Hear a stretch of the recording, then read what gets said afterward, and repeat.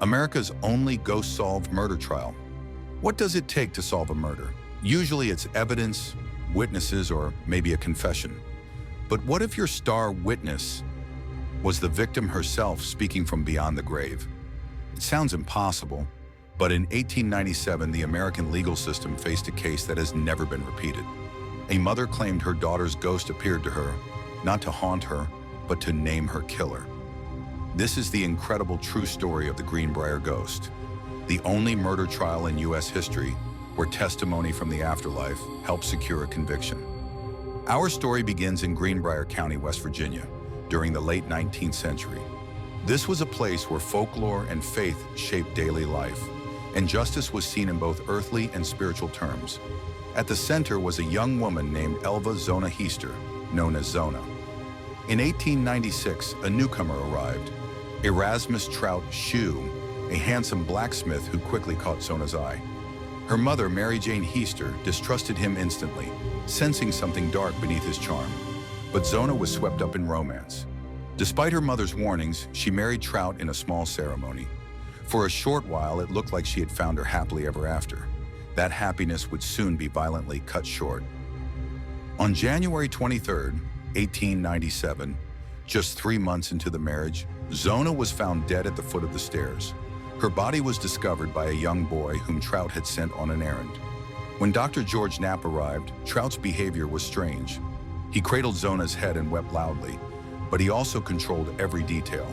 He insisted on dressing her body himself, choosing a gown with a high collar and a large veil around her neck. During the wake, he hovered at the casket, never letting anyone near her.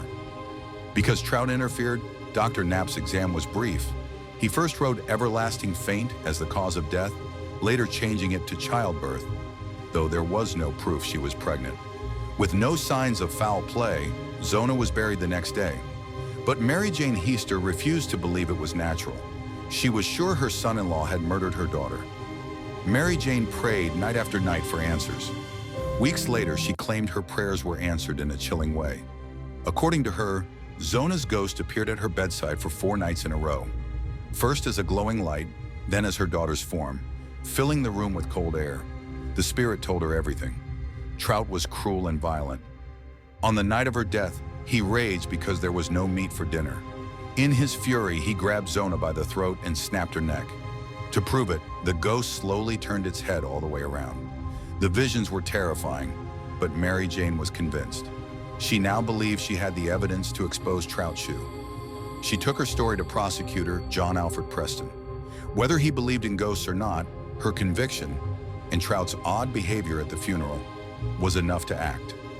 On February 22nd, Zona's body was exhumed. This time, the autopsy was thorough. The findings shocked the town. Her neck was broken between the first and second vertebrae. Her windpipe was crushed. Bruises marked her throat. The ghost story was right. Zona had been murdered. With this evidence, Trout Shue was arrested and charged with her killing. The trial began in June 1897 and captivated the region. Trout's dark past emerged: an abusive first marriage, a second wife who died mysteriously, and even a boast that he wanted 7 wives in his lifetime. The prosecutor focused on the autopsy and Trout's behavior, but the defense made a critical mistake. In cross-examining Mary Jane, they asked about the ghost. She never wavered. On the stand, she described the visitations in detail, saying, "It was no dream." She came back and told me, because the defense raised it, the ghost testimony entered the official record.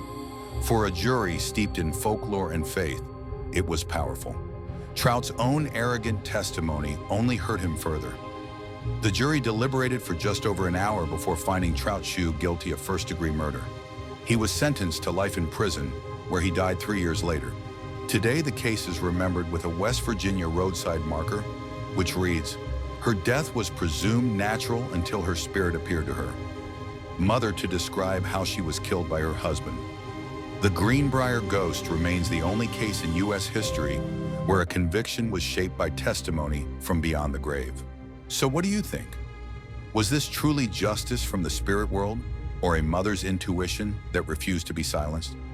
Comment your thoughts below. And if you love mysteries like this one, don't forget to like, share, and subscribe for more journeys into the strangest corners of history.